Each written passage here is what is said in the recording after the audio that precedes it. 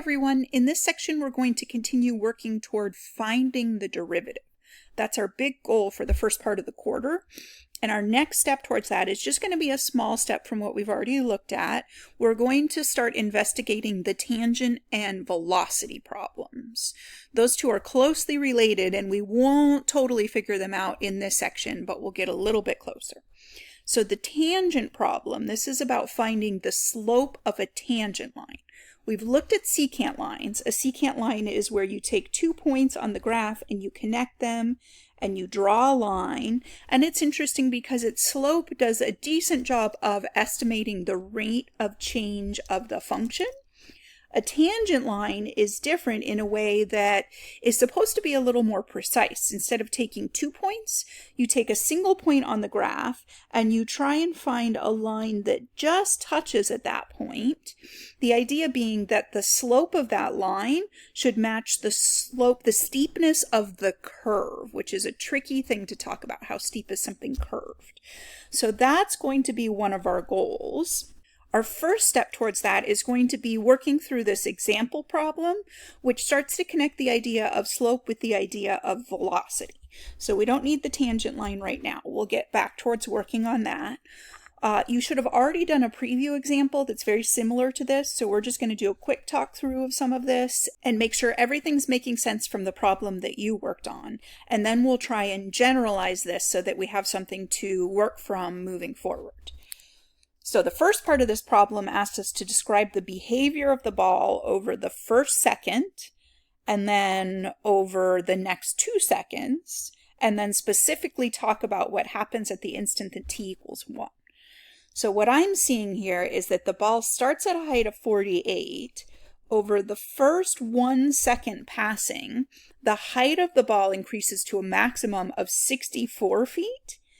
And then over the next 2 seconds, from 1 to 3, the height of the ball decreases until the ball hits the ground at the end.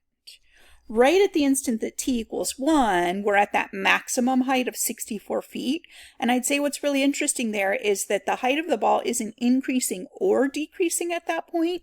It hits this one instant where it has to stop in the air as it switches from going up to going back down.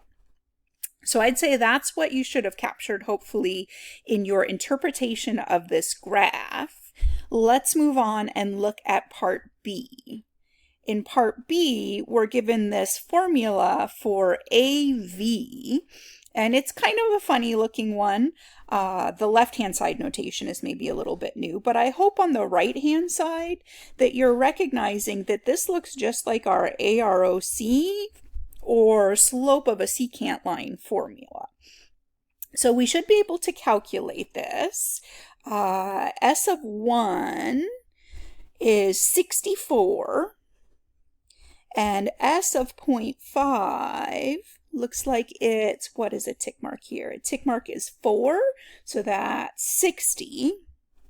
So we're getting 64 minus 60 over 0.5, which is 4 over 0.5, and dividing by 1/2 is the same as multiplying by 2, so we should be getting 8 from that. If we want to figure out what the units on that are, I would just look back at the calculation we made. The 64 and the 60 were both in feet, so this is change in feet, and that triangle, again, that's a delta. We use that often to represent change in. The 1 minus 0.5, or the 0.5 that we end up with, that's time, right? We're looking at change in y over change in x, and for us, on the x-axis, we have time. So that's change in time, which is in seconds. So the units on this are feet per second. So we're getting 8 feet per second. And what I hope you notice is that that's a velocity. Basically what we've just calculated, velocity is your speed, right? We've just calculated an average speed over a half a second time interval. So from 0.5 to 1 second, our average velocity is 8 feet per second. And this is the part that we want to generalize.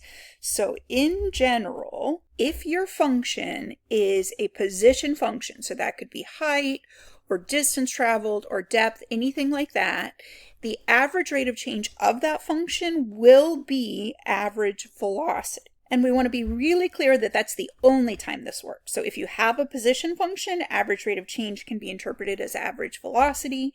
If your original function is not a position function, it will still be a rate of change, but velocity will not be the correct interpretation. Okay, I think that's it for this one. Thanks for watching.